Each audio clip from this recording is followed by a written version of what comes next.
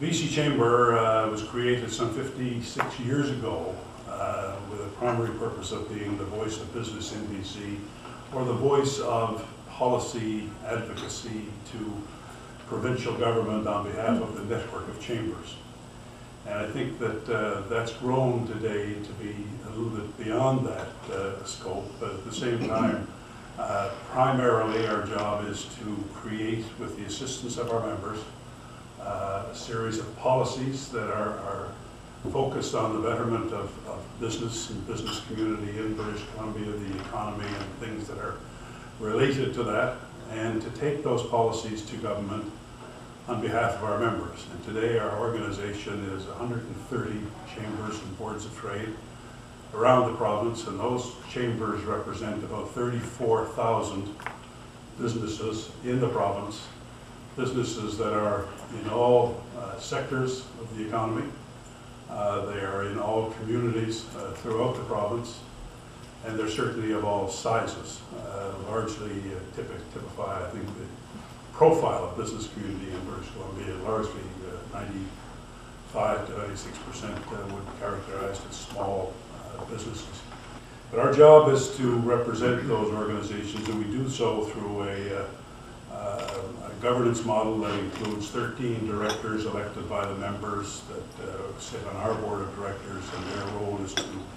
design operating policy and goals for the chamber, create a strategic plan that allows us to basically go to work and develop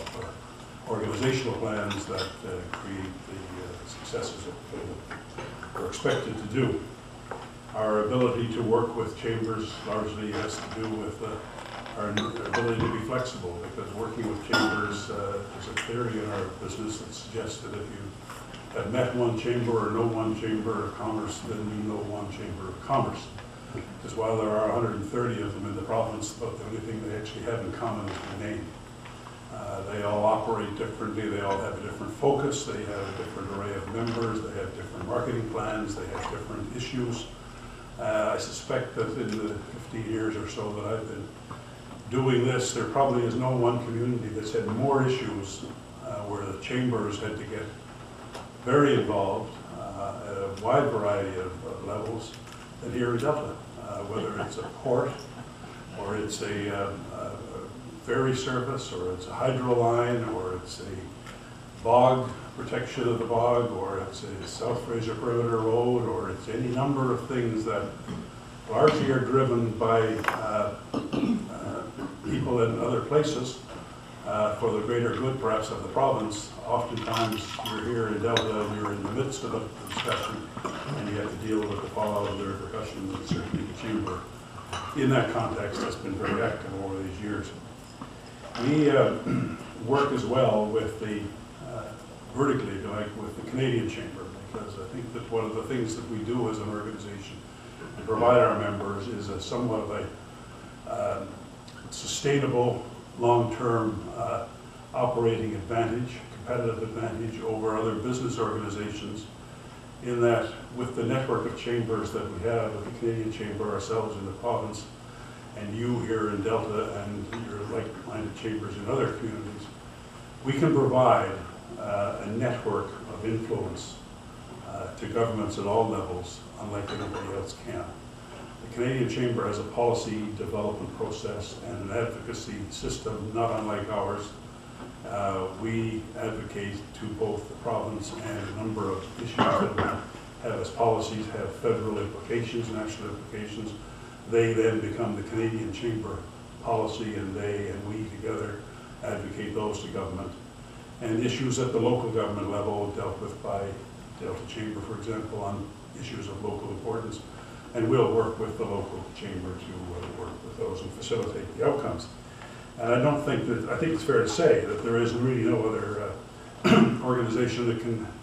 put forward that kind of influential network of organizations and that can develop policies of such a sophisticated and detailed level that we can take forward information,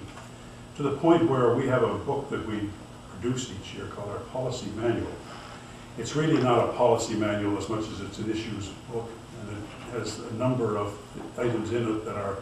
germane to just about every ministry of government in the province. We've graduated, I think, over the last 4 or 5 years from what you would call strictly economic and business-related, direct business-related policies into areas that were formerly uninvolved with, things like social policies around crime in the streets, petty crime, the influence that has on business, homelessness, some of the social issues perhaps that have not necessarily been a part of our repertoire in terms of going forward to government. And they've become an integral part of our policy manual and our issues book, to the point where we now can probably say we've got issues that we will talk to every ministry probably in the provincial government. I think that as members of the Delta Chamber, you should be aware that this network is working on your behalf. It can only work on your behalf, however, as long as we are able to work with you and determine what the issues are and what policies are important. And one of the challenges that we often face with the 130 chambers that we work with in the province is getting that feedback from them. There is, in some quarters in this province, and Delta is guilty, but there are some chambers who look upon us as some sort of a head office. And that's really unfortunate, and that's too bad, because that's not what we are. We are a servant of the organization, and we're meant to be there to serve their needs and deal with their issues in an appropriate fashion.